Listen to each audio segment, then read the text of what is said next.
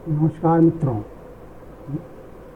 मेरा नाम मनीष कुमार है। एक बार मैं पुनः आप लोगों के पास प्रस्तुत हूँ। आज हम लोग बातचीत करेंगे एक नए चैप्टर में, और यह चैप्टर है भारत में अंग्रेज़ों और फ्रांसीसियों के बीच सर्वोच्चता की जो या सुप्रीमेसी की जो लड़ाई हुई, उसके ऊपर हम लोग बातचीत करेंगे। 18वीं सेंचुरी के शुरू होने तक ब्रिटिश ईस्ट इंडिया कंपनी ने अपने दो यूरोपियन कॉम्पिटिटर पोर्तुगीज और डच के प्रभाव को भारत से ख़त्म कर दिया था। उनकी व्यापारिक जो भी एक्टिविटीज़ थी वह नहीं के बराबर हो चुकी थी 18वीं सेंचुरी की शुरुआत तक। अब केवल फ्रांसीसी ईस्ट इंडिया कंपनी ही बची थी जो कि उसे चुनौती दे सकती थी। यहाँ पर ये बात हम लोगों को समझ लेना चाहिए कि यूरोप में ब्रिटेन और फ्रांस जो हैं वो ट्रेडिशनल राइवल थे, और उनकी राइवलरी का जो है रिफ्लेक्शन हमें भारत में भी देखने को मिलता है, जब फ्रांसीसी ईस्ट इंडिया कंपनी और ब्रिटिश ईस्ट इंडिया कंपनी एक दूसरे के सामने आई और उन्होंने अपनी शक्ति का प्रदर्शन एक दूसरे के विरुद्ध किया। कुल मिलाकर के भारत में अंग्रेज़ों और फ्रांसीसियों के बीच 3 युद्ध हुए, और ये युद्ध जो हैं 1744 से लेकर के 1763 के बीच हुए। ये युद्ध जो है परिणाम था यूरोप में घट रही पॉलिटिकल इवेंट्स का और कॉमर्शियल राइवलरी का। साथ ही साथ यह युद्ध जो है भारत में हो रहे राजनीतिक जो घटनाक्रम था उसका भी परिणाम था। इस तरह कर्नाटक युद्ध के पृष्ठभूमि में यूरोप में हो रही राजनीतिक और कॉमर्शियल घटनाएं थी, उसी प्रकार भारत में भी जो राजनीतिक घटनाक्रम हो रहा था उसका भी प्रभाव जो है हमें Anglo French struggle for supremacy में देखने को मिलता है। अंग्रेज़ों और फ्रांसीसियों के बीच जो युद्ध हो रहा था, जो एक राइवलरी थी, यह दोनों के बीच विश्व पटल पर हो रही राइवलरी का ही एक अभिन्न अंग था 18वीं सदी में। इस पर हम लोग चर्चा आगे बढ़ाएं, उसके पहले मेरा आपसे विनम्र अनुरोध होगा कि आप वीडियो को लाइक करें, शेयर करें, सब्सक्राइब करें, बेल आइकन के बटन को प्रेस करें, और उससे भी महत्वपूर्ण है कि आप अपने कमेंट बॉक्स में कमेंट अवश्य दें। चलिए हम लोग अब वीडियो को आगे बढ़ाते हैं। पहला जो कर्नाटक युद्ध हुआ, यह युद्ध जो है भारत में हो रही राजनीतिक घटनाक्रम का परिणाम नहीं था।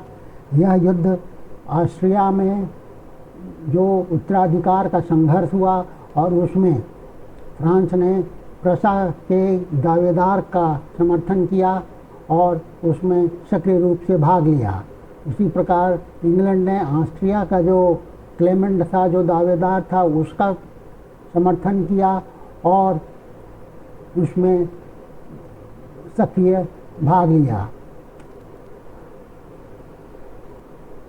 यूरोप में दोनों के बीच अर्थात ब्रिटेन और इंग्लैंड के बीच जो यह युद्ध का वातावरण बना था, युद्ध हो रहा था, दोनों ही देशों की जो की होम गवर्नमेंट थी या गृह सरकार थी, वह यह नहीं चाहती थी कि इस युद्ध का आंच भारत में किसी भी प्रकार से पड़े, लेकिन और इसी को ध्यान में रख करके जो फ्रांस का गवर्नर पौंडीचेरी में था, उसने अपने अंग्रेज काउंटर पार्ट से वार्ता शुरू की ताकि भारत में इस युद्ध का असर ना पड़े।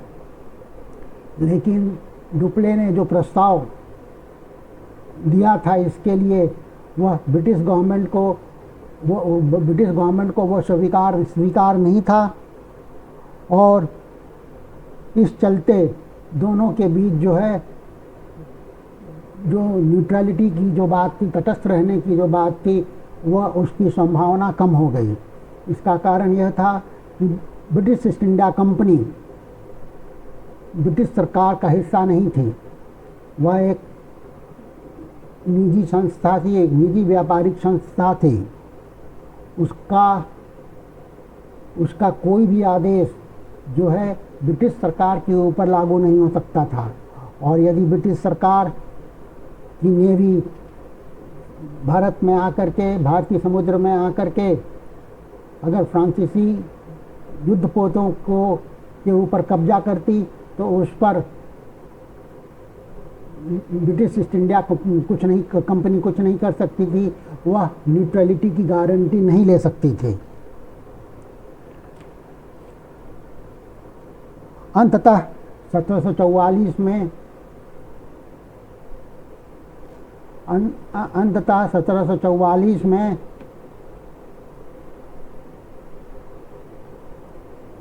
भारत में ब्रिटिश ईस्ट इंडिया कंपनी और फ्रेंच ईस्ट इंडिया कंपनी के बीच युद्ध आरंभ हो गया, जब ब्रिटिश कमोडोर बार्नेट ने फ्रांसीसी जहाज पर अधिकार किया, कब्जा कर लिया, और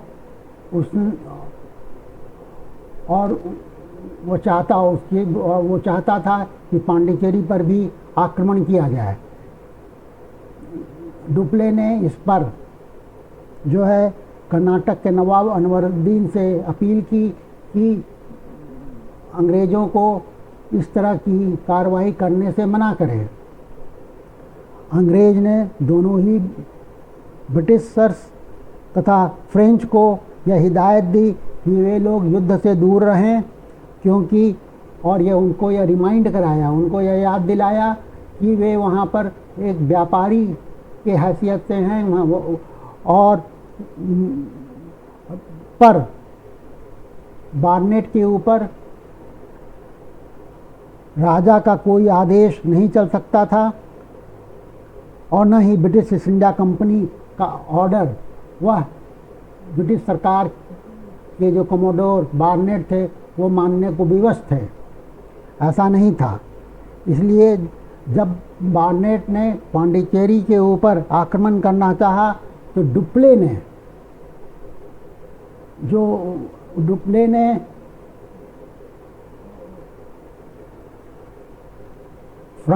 मॉरिशस में फ्रांस के गवर्नर लॉ बोर्डने से मदद मांगी, और लॉ बोर्डने जो है 8 जहाज़ों के साथ भारतीय समुद्र में आ गया, और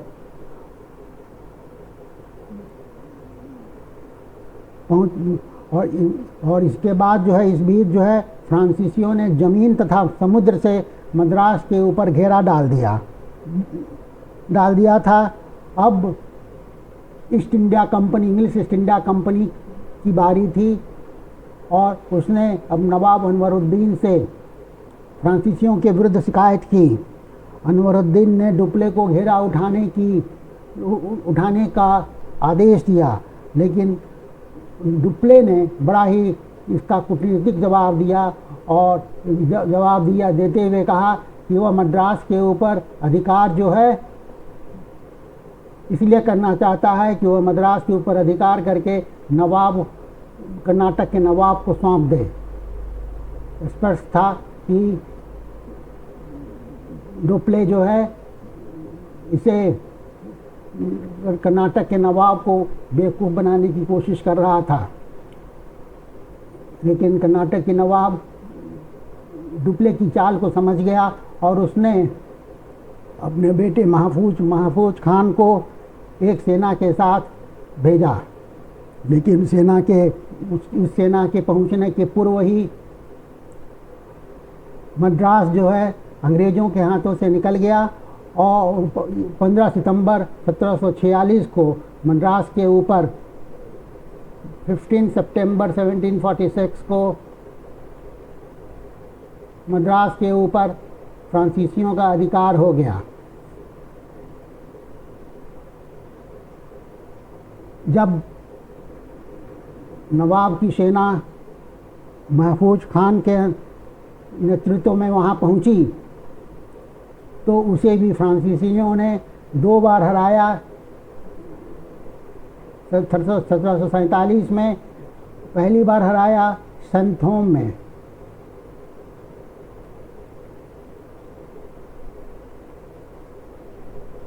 और दूसरी बार हराया अड्यार में। इन 2 लड़ाइयों में उनको हरा दिया। लेकिन इसके बाद भी फ्रांसीसी जो है फोर्ट सन डेविड जो कुडालोर में था उस पर वो अधिकार नहीं कर सके।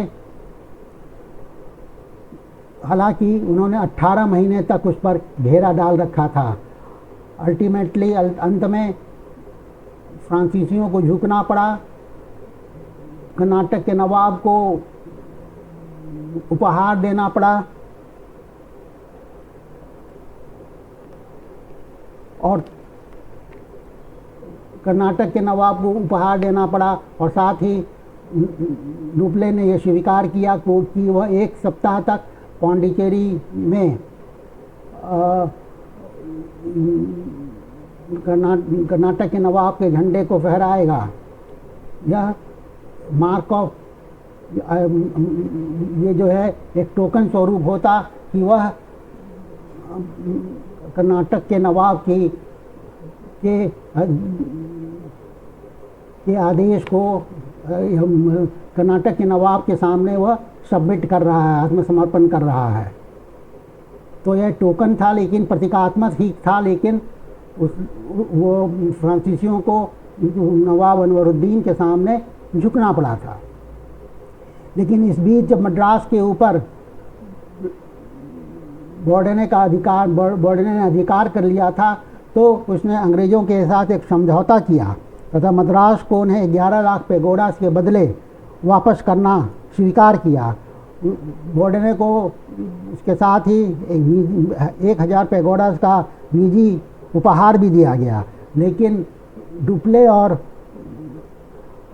ला बॉर्डने के बीच मतभेद हो गया और डुप्ले ने इस समझौते को मानने से मना कर दिया और इसके बाद जो है ला बॉर्डने जो है मद्रास छोड़ करके एचएन की ओर चला गया।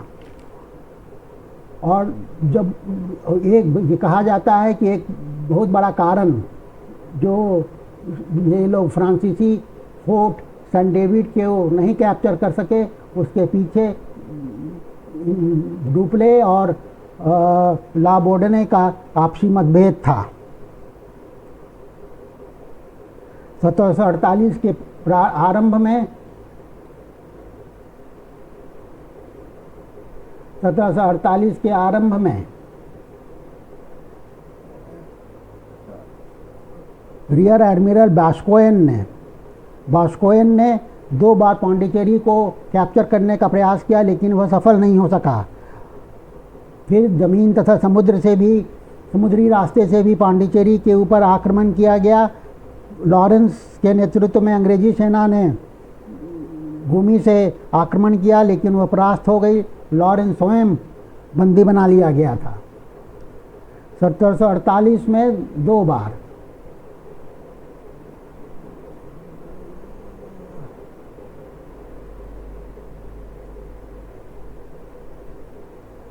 twice attempt to capture failed.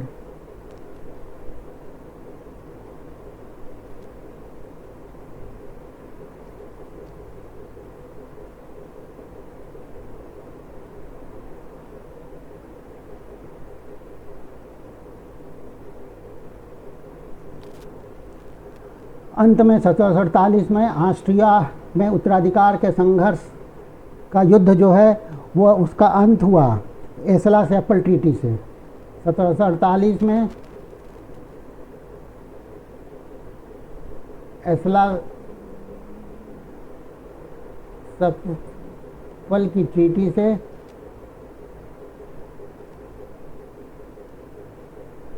इसका अंत हुआ। इसके अनुसार मद्रास को अंग्रेज़ों को वापस कर दिया गया तथा फ्रांसीसियों को इसके बदले नॉर्थ अमेरिका में लोईबर्ग दिया गया। इस तरह से ये जो है फर्स्ट कर्नाटक युद्ध का अंत हुआ। इस युद्ध का, प्रथम कर्नाटक युद्ध का बहुत बड़ा सिग्निफिकेंस था। पहला तो ये था कि इसने भारतीय राजाओं की मिलिट्री वीकनेस अर्थात सैन्य कमजोरियों को उजागर किया। इसने ये जो जनरल बिलीफ था, ये जो विश्वास था कि भारतीय शक्ति जो है बहुत ज़्यादा मजबूत है, यह विश्वास बिल्कुल, यह भ्रम जो है टूट गया। इस युद्ध ने यह भी दिखा दिया था कि पुराने तरीके से जो भारतीय सेना युद्ध करती थी वह एक छोटी लेकिन अनुशासित यूरोपीय सेना के सामने असहाय थी।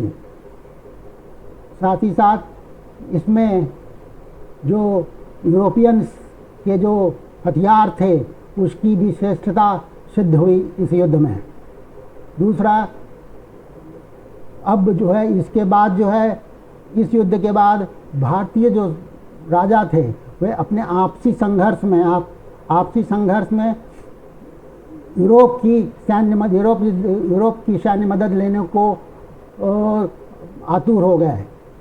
तीसरा, इस युद्ध में चूँकि फ्रांसीसियों का अपर हैंड था, इससे फ्रांसीसियों की जो इंपीरियलिस्टिक एपेटाइट है अर्थात साम्राज्यवादी जो उनकी सोच थी, वो इस तरह की भूख उनकी और बढ़ी और वे भारत में अपना एक राजनीतिक उपनिवेश इस्टेब्लिश करने का स्वप्न देखने लगे।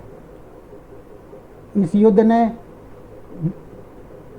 कॉम्प्लेक्स अलायंसेस, जो जटिल सैन्य गठबंधन है, उसकी भी भूमिका तैयार कर दी। अंत में, last but not the list, इसने तटीय क्षेत्र पर नियंत्रण के महत्व को दर्शाया। साथ ही जो समुद्री व्यापारिक मार्ग हैं उसके महत्व को भी इस युद्ध ने बहुत ही स्पष्ट रूप से दिखा दिया था।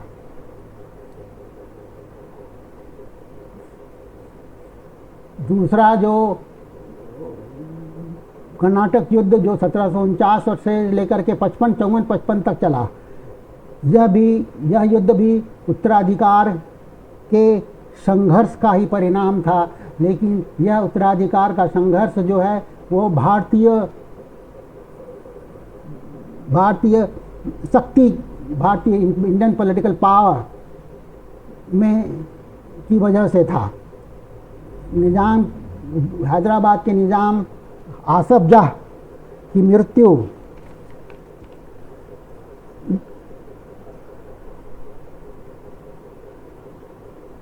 1748 में हो गई थी और जो कि दक्कन का सूबेदार था, और उसके बाद उसके बेटे नसीर जंग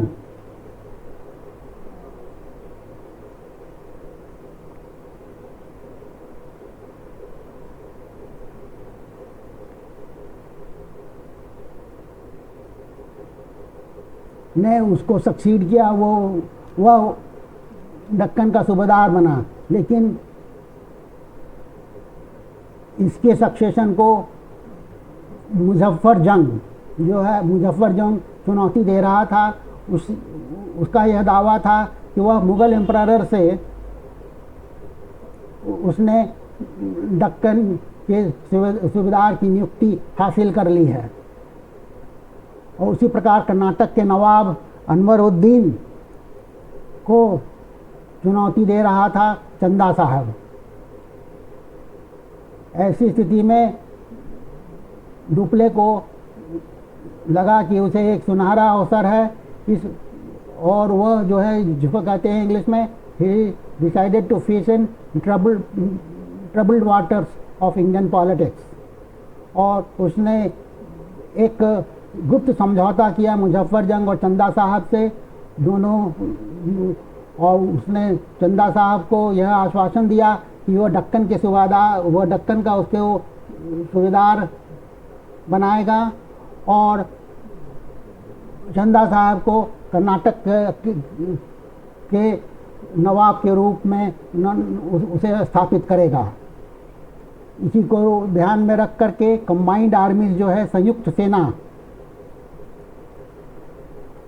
सेना मुजफ्फरजंग, फ्रांसीसियों और चंदा साहब की ने नवाब अनवरुद्दीन को अंबर के युद्ध में 3 अगस्त 1749 को न केवल हराया बल्कि अनवरुद्दीन की हत्या भी हो गई, उसको मार भी डाला गया। मोहम्मद अली जो अनवरुद्दीन का पुत्र था, वह तिरुचिरापल्ली भाग गया। डुप्ले ने एक सेना की टुकड़ी उस तिरुचिरापल्ली को पर अधिकार करने के लिए भेजी। इस बीच मद्रास के पतन के बाद अंग्रेजों के कान खड़े हो गए और उन्हें यह महसूस हुआ कि डुप्ले की पॉलिसी जो है उसे साउथ इंडिया, अंग्रेज़ों को साउथ इंडिया से निष्कासित करने की है। इसलिए उन्होंने ये निर्णय लिया कि उन्हें नसीर जंग और मोहम्मद अली के पक्ष में हस्तक्षेप करना चाहिए, और नसीर जंग को उन्होंने कर्नाटक बुलाया, लेकिन कर्नाटक में फ्रांसीसियों के द्वारा वह परास्त किया गया और उसकी भी हत्या हो गई। इसके बाद मुजफ्फर जंग को दक्कन का सूबेदार घोषित किया फ्रांसीसियों ने पांडिचेरी में, और चंदा साहब को आरकोट का नवाब मुजफ्फर जंग के अधीन बनाया। डुप्ले को इसके लिए सम्मानित किया रोब ऑफ ऑनर से, और एक जागीर 1 लाख की उसे दी गई। मुजफ्फर जंग के रिक्वेस्ट पर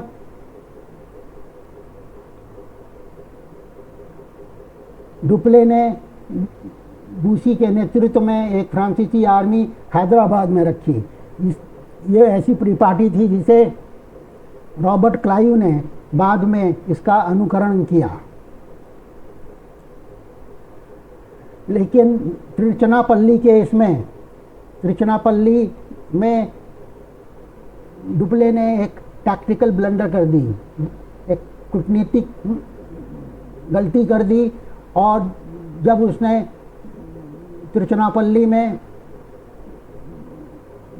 बातचीत जो है, वार्ता काफ़ी देर तक की, और इससे क्या हुआ कि तिरुचिरापल्ली में मोहम्मद अली के विरुद्ध एक्शन लेने में, कार्रवाई करने में देर हो गई, और इस बीच अंग्रेज़ों की सहायता मोहम्मद अली तक मई 1751 तक पहुंच गई, और अंग्रेज़ों ने मैसूर के शासक, तंजावेर के शासक और मराठा का प्रमुख मुरारी राव को भी अपने में मिला लिया। और इसके बाद क्लाइव ने बड़ी चालाकी से आरकोट के कर्नाटक के कैपिटल आरकोट के ऊपर आक्रमण किया, जिससे कि चंदा साहब को अपनी सेना का एक अच्छा ही भाग जो है अपनी राजधानी को की रक्षा के लिए भेजना पड़ा। इसके बावजूद 53 दिन के घेरे के बाद आरकोट के ऊपर क्लाइव ने अधिकार कर लिया। 31 अगस्त 53 डेज।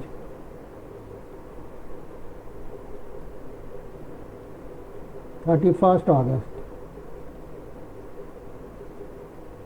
1751 को उसके ऊपर अधिकार कर लिया। इसके बाद फ्रांसीसी सेनापति लॉ को भी श्रीरंगम के द्वीप में शरण लेनी पड़ी, लेकिन बाद में श्रीरंगम के ऊपर भी अंग्रेज़ों का अधिकार हो गया। सेनापति लॉ और उसके सेना को बंदी बना लिया गया जून 1752 में। चंदा साहब भी कावेरी पक्कम की लड़ाई में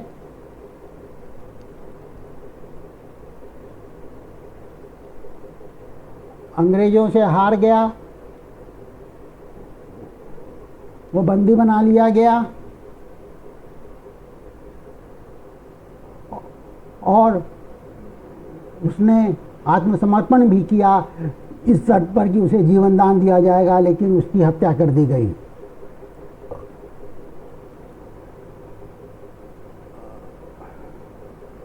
इस तरह से डुप्ले के जो बहुत हाई होप्स थे, बहुत जो उसकी महत्वाकांक्षा थी, अति महत्वाकांक्षा थी, वह चकनाचूर हो गया। इसके बाद भी लेकिन वह संघर्ष करता रहा और मराठा का जो प्रमुख था उसे अपनी तरफ मिला लिया और मैसूर के शासक की तटस्थता सुनिश्चित की। लेकिन 1754 में फ्रांसीसी सरकार ने डुप्ले को वापस बुला लिया और उसकी जगह गोडेयो को नया गवर्नर नियुक्त किया, जिसने आने के तुरंत बाद अंग्रेज़ों के साथ बातचीत शुरू की और पौंडीचेरी की ट्रीटी साइन की।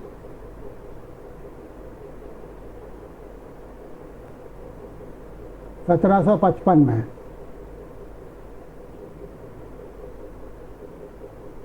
1755 में साइन की।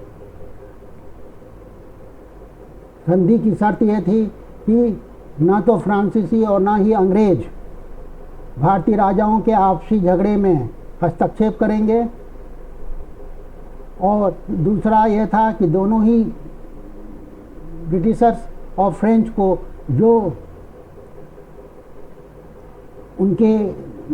भी उनके नियंत्रण के क्षेत्र थे वे वापस कर दिए गए। और यह जो है डुप्ले की नीति का ठीक उल्टा था, ठीक विपरीत था। इस युद्ध के भी बहुत ही महत्वपूर्ण परिणाम थे। पहला तो यह था कि ब्रिटिशर्स का पोजीशन जो है साउथ इंडिया में कंसोलिडेट हो गया, अर्थात सुदृढ़ हो गया दक्षिण भारत में। इसने डुप्ले की जो एम्बिशन थी उसकी भी सीमाओं को उजागर किया।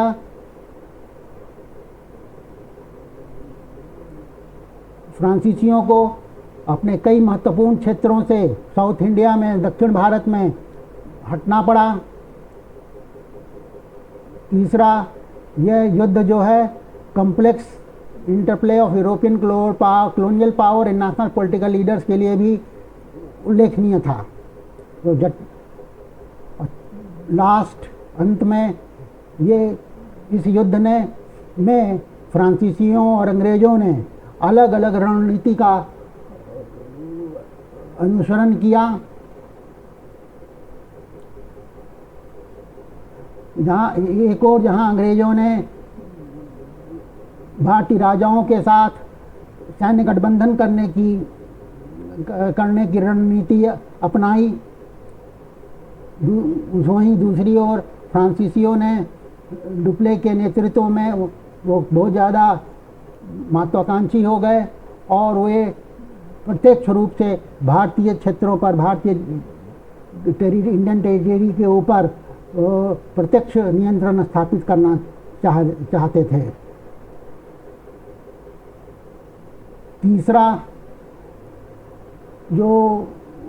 तीसरा कर्नाटक युद्ध भी यूरोप में हो रही घटनाओं का ही परिणाम था। यूरोप में 1756 में 7 ईयर्स वॉर, 7 वर्षीय युद्ध शुरू हुआ था,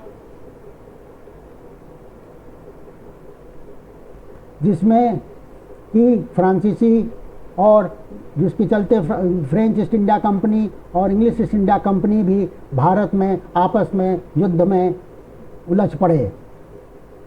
इसका मुख्य कारण ऑस्ट्रिया की इच्छा थी। 7 वर्षीय युद्ध का प्रमुख कारण था ऑस्ट्रिया की इच्छा थी कि सिलेसिया के ऊपर उसका अधिकार हो, जो कि उत्तराधिकार के युद्ध में प्रशा के पास चला गया था। फ्रांस और इंग्लैंड ने दोनों ने अलग अलग लोगों का समर्थन किया।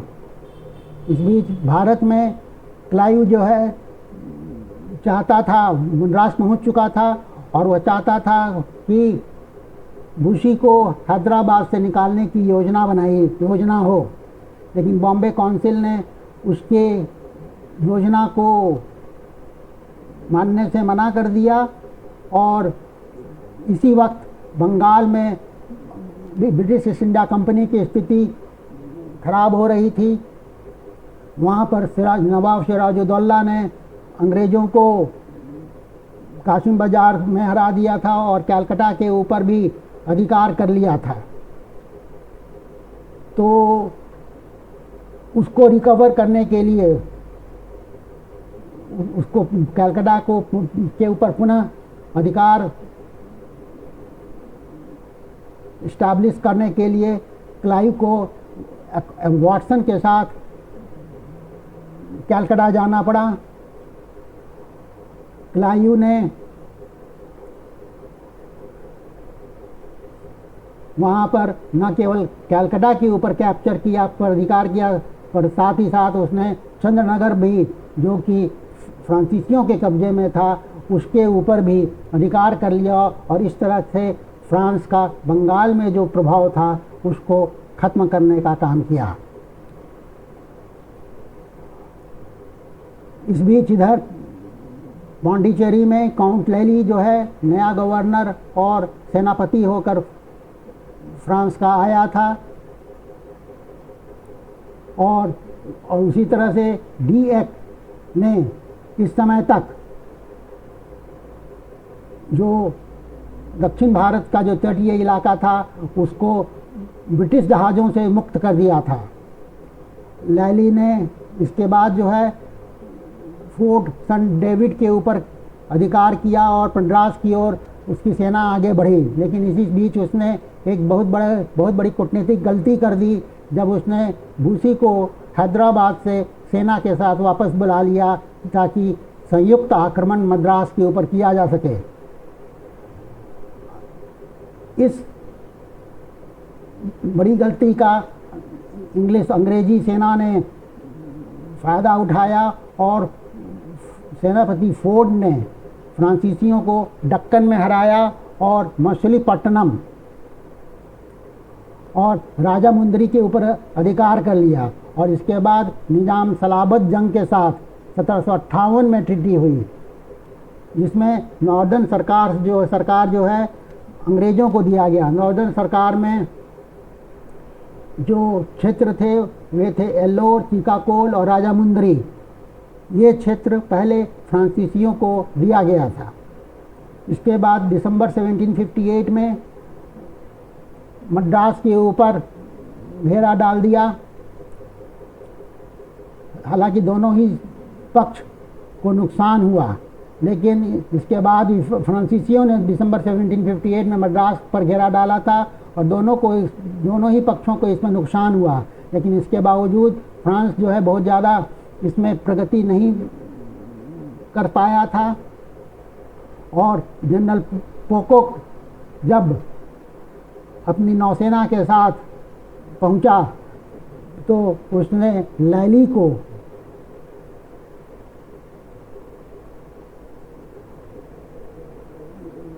दिसंबर 1758 मद्रास was besieged।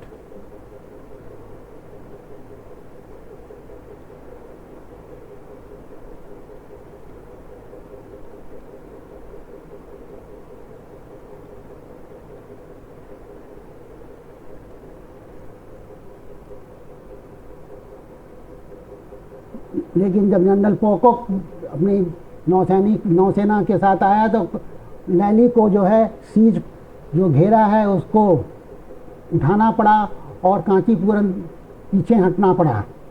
1760 में काउंट लेली जो है सर आयरकुट से वांडीवास की लड़ाई में हार गया। 1760 वांडीवास की लड़ाई में हार गया।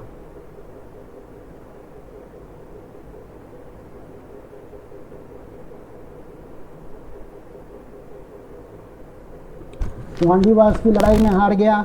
भूसी को युद्धबंदी बना लिया गया। 8 महीने के घेराव के बाद पांडिचेरी का भी पतन हुआ और लैली ने 16 जनवरी 1761 को आत्मसमर्पण कर दिया। इस तरह से फ्रांस की जो शक्ति थी, फ्रांस का जो पावर था, वो भारत में ख़त्म हो गया, समाप्त हो गया। पांडिचेरी में लूटपाट हुई, किले को ध्वस्त किया गया। पांडिचेरी के बाद जिंजी और माहे पर भी अंग्रेज़ों का अधिकार हुआ। पीस ऑफ पेरिस 1763 में पीस ऑफ पेरिस के साथ पीस ऑफ पेरिस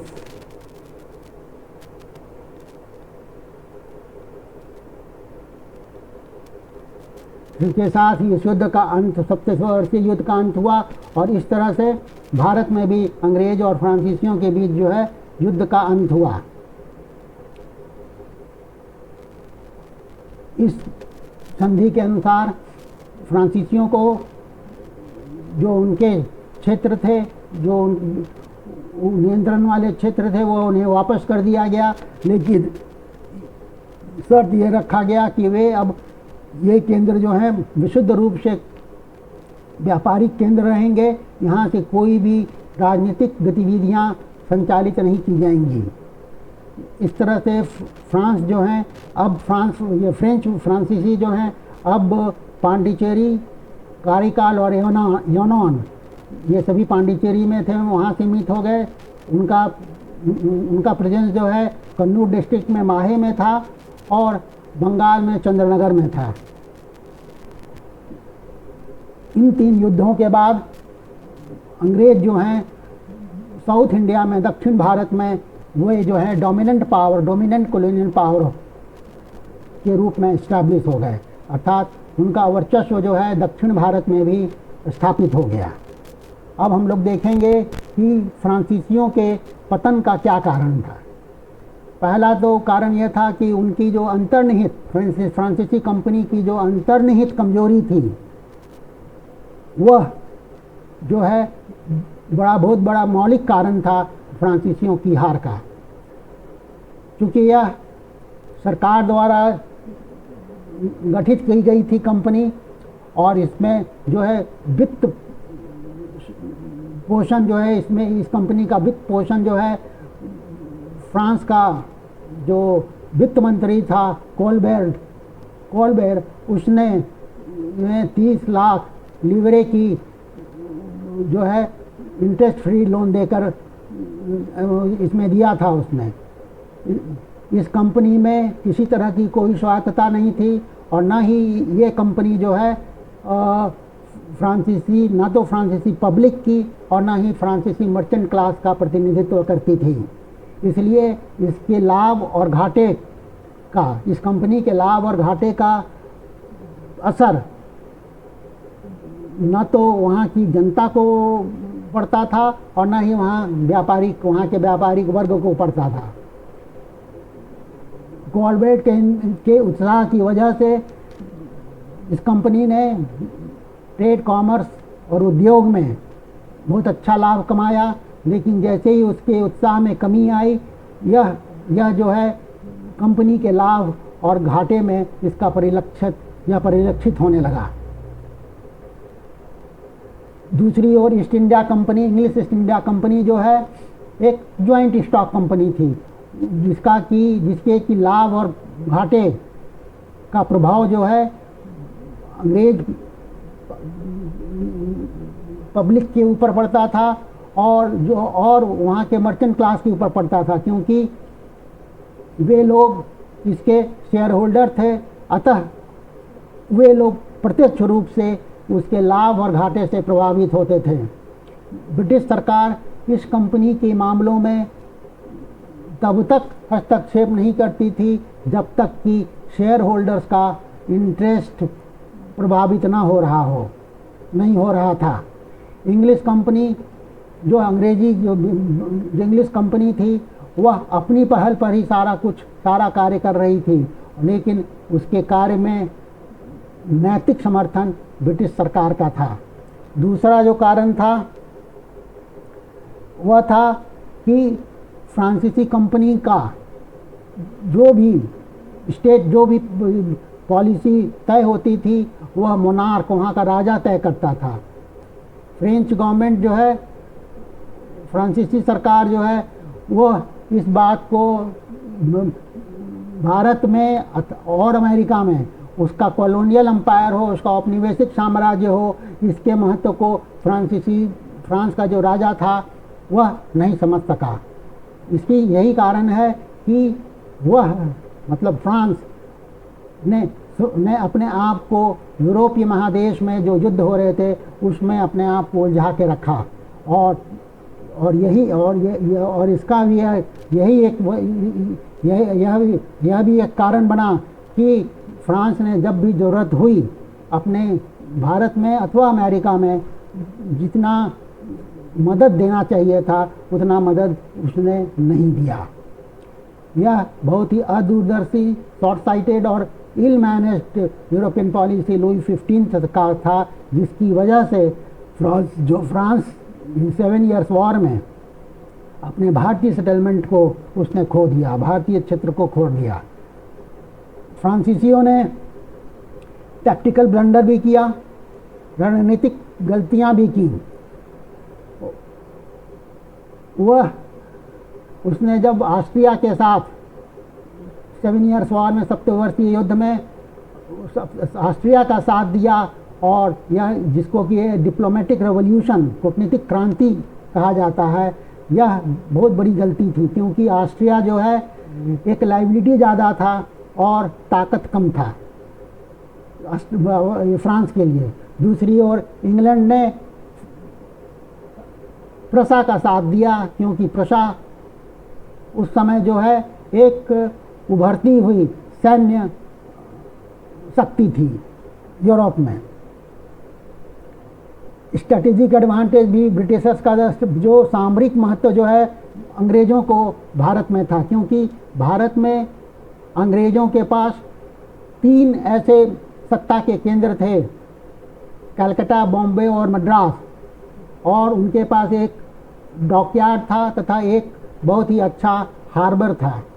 दूसरी ओर फ्रांस के पास केवल एक ही सत्ता का केंद्र पांडिचेरी में था और एक हार्बर था, और एक सी बेस जो है फ्रांस का मॉरिशस में था, जो न केवल बहुत दूर था बल्कि इल इक्विप्ड भी था, उसके पास उतने साजो सामान नहीं थे।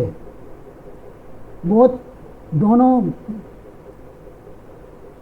कॉमर्शियल और युद्ध की दृष्टि से देखा जाए तो अंग्रेज जो हैं लाभ वाली स्थिति में थे फ्रांसीसियों की अपेक्षा।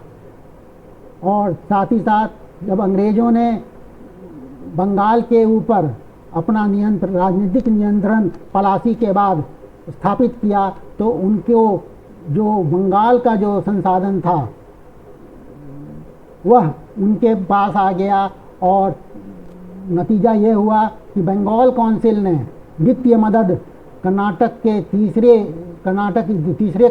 युद्ध में अंग्रेज़ों की जिससे कि वह लाभ की स्थिति में रहा। दूसरी ओर लैली सप्तवर्षीय युद्ध के समय में उसके पास इतना भी पैसा नहीं था कि वह अपने सेना को उसका वेतन दे सके। कर्नाटक वॉर ने इस चीज़ को भी एम्फसाइज किया, इस चीज़ को भी दर्शाया कि युद्ध में हार और जीत के लिए जो है नौसैनिक बेड़े का मजबूत होना बहुत आवश्यक है। ऑस्ट्रिया में उत्तराधिकार के युद्ध के बाद 1748 में फ्रांस का जो नौसैनिक क्षमता था वह काफ़ी कम हो चुका था, और सप्तवर्षीय युद्ध के दौरान उसके पास उसके पास जो है युद्धपोत नहीं थे। तो जो नौसैनिक सुपीरियरिटी और श्रेष्ठता अंग्रेज़ों की थी, वह सप्तवर्षीय युद्ध में उसको अंग्रेज़ों को काफ़ी फ़ायदा पहुंचाई। कम्युनिकेशन जो है उसका संवाद भारत के साथ बिना किसी अवरोध के जारी रहा।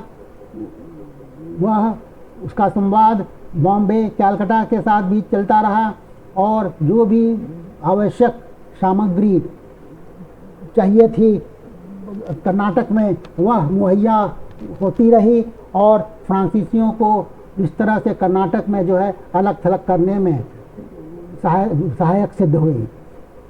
डुप्ले जो है, डुप्ले को नौसेना का महत्व नहीं समझ में आया और वह जो है अपने वैश्विक विस्तार में वह अपनी सेना, भूमि सेना का, स्थल सेना का के ऊपर वह ज़्यादा भरोसा किया, जो कि उसके बिहाफ में यह एक ब्लंडर ही था। और अंत में जो है फ्रांसीसियों ने बहुत बड़ी गलती की थी जब वो टेरिटोरियल एक्सपेंशन अर्थात अपने क्षेत्रीय विस्तार के ऊपर उन्होंने ज़्यादा ध्यान देना शुरू किया और वो भूल गए कि वो ये लोग भारत में मेनली जो है मुख्यतः व्यापार के लिए आए हैं। पूरे चूने तीनों कर्नाटक युद्ध के दौरान यहाँ एक और अंग्रेज़ों ने अपने जो व्यवसायिक गतिविधियाँ हैं, व्यापारिक गतिविधियाँ हैं, उसको उन्होंने चालू रखा, उसको वो लोग करते रहे। दूसरी ओर डुप्ले जो है उसने वह इस निष्कर्ष पर पहुंचा कि फ्रांस का जो है व्यापार वो विफल हो गया है और इसलिए उसे जो है मिलिट्री कॉन्क्वेस्ट अर्थात सैनिक विजय, भारत में सैनिक विजय के ऊपर ज़्यादा ध्यान देना चाहिए क्योंकि वह ज़्यादा अट्रैक्टिव प्रपोजिशन था। तो इस तरह हम देखते हैं कि फ्रांसीसियों की हार के कई मौलिक कारण थे, रणनीतिक कारण थे, लेकिन इस युद्ध के बाद यह तय हो गया कि भारत में अंग्रेज़ों का, भारत खास करके दक्षिण भारत में भी अंग्रेज़ों का ही प्रभुत्व रहेगा और वे ही, हम लोग आगे देखेंगे कि वे ही जो हैं भारत में अपना उपनिवेश, राजनीतिक अपना उपनिवेश वो भारत में स्थापित करने में सफल होते हैं और भारत का जो है इकोनॉमिक एक्सप्लॉइटेशन अर्थात आर्थिक शोषण का जो है एक नया दौर शुरू होता है।